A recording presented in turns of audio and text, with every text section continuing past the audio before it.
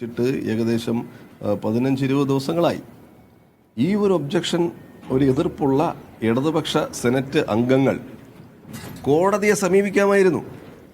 അങ്ങനെ കോടതിയെ സമീപിക്കുക പോലും ചെയ്യാതെ അവർക്ക് തന്നെ അറിയാം അവർ ഉന്നയിച്ചത് തെറ്റാണ്.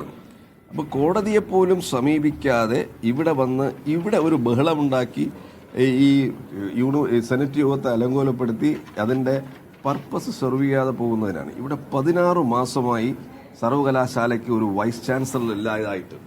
ഇതേ ഇടതുപക്ഷ സെനറ്റ്, ഭൂരിപക്ഷമുള്ള സെനറ്റാണ് അവിടെ മറ്റൊരാളെ നേരത്തെ നാമനിർദ്ദേശം ചെയ്തിട്ടുള്ളത്.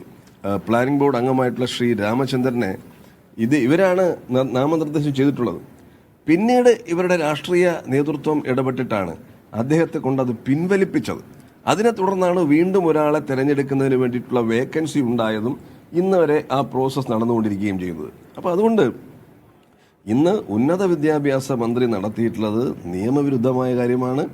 ഇടതുപക്ഷ സെനറ്റ് അംഗങ്ങളും ഉന്നത വിദ്യാഭ്യാസ മന്ത്രിയും തമ്മിൽ നടത്തിയിട്ടുള്ളൊരു ഗൂഢാലോചനയുടെ ഭാഗമായിട്ടാണ് ഇത് നടന്നിട്ടുള്ളത്.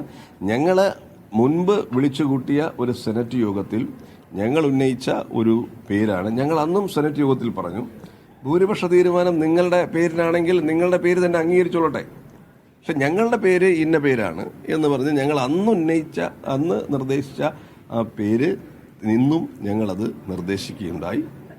സർവകലാശാല നിയമത്തില് ചാൻസലറുടെ അഭാവത്തിൽ പ്രോ ചാൻസലർക്ക് അധ്യക്ഷത വഹിക്കാമല്ലോ. അപ്പോൾ പിന്നെ മന്ത്രി പങ്കെടുത്തത് എങ്ങനെയാണ് നിയമവിരുദ്ധമാവുക എന്നുള്ളതാണ്.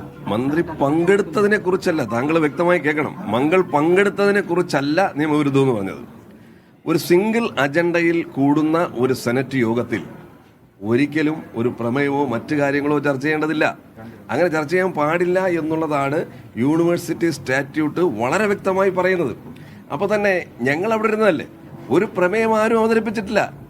അവിടെ ആകെ പഴയ ഒരു സിൻഡിക്കേറ്റ് മെമ്പർ നസീബ് അല്ലേ, അദ്ദേഹമാണ് ഈ വിഷയം ഒരു ഒബ്ജക്ഷനായി റൈസ് ചെയ്തത്.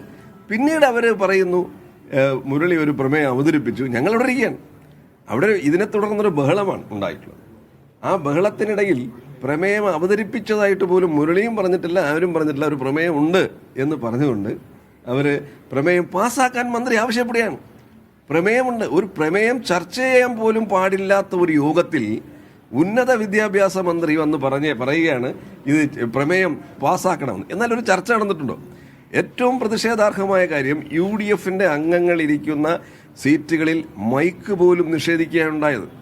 ഞങ്ങൾക്ക് അഭിപ്രായം പോലും പറയാൻ കഴിയാത്ത വിധത്തിൽ മൈക്ക് നിഷേധിക്കുന്ന സമീപനമാണ് ഉണ്ടായിട്ടുള്ളത്.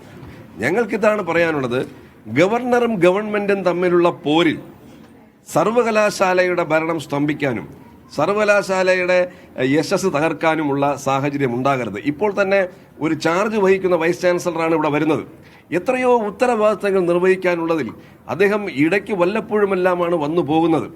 വിദ്യാർത്ഥികളുടെ സർട്ടിഫിക്കറ്റ് ഉൾപ്പെടെയുള്ള നിരവധിയായിട്ടുള്ള ഉത്തരവാദിത്തങ്ങൾ നിർവഹിക്കേണ്ടുന്ന കേരളത്തിലെ ഏറ്റവും പഴക്കം ചെന്ന പ്രഗത്ഭമായിട്ടുള്ള, ഇവർ തന്നെ അവകാശപ്പെടുന്നത് പോലെ A++ കിട്ടിയിട്ടുള്ള ഒരു സർവകലാശാലയിൽ ഒരു വൈസ് ചാൻസലറെ പോലും നിയമിക്കുന്നതിന് വേണ്ടിയിട്ടുള്ള സെർച്ച് കമ്മിറ്റിയിലെ അംഗത്തെ തിരഞ്ഞെടുക്കാൻ പോലും കഴിയാതെ രാഷ്ട്രീയമായ പോരിലൂടെ സർവകലാശാലയുടെ യശസ്സും അതുപോലെ തന്നെ ഇതിന്റെ അക്കാദമിക് താല്പര്യങ്ങളുമെല്ലാം ഹനിക്കുന്ന ഒരു നിലപാടാണ്.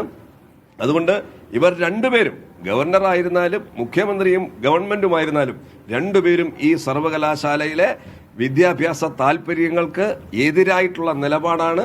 ഇതിൽ UDFന് ശക്തമായ എതിർപ്പുണ്ട്. ഞങ്ങൾ നേരത്തെ മുതൽ ആവശ്യപ്പെടുന്നതാണ്, ഇവിടെ ഒരു വൈസ് ചാൻസലർ വേണം.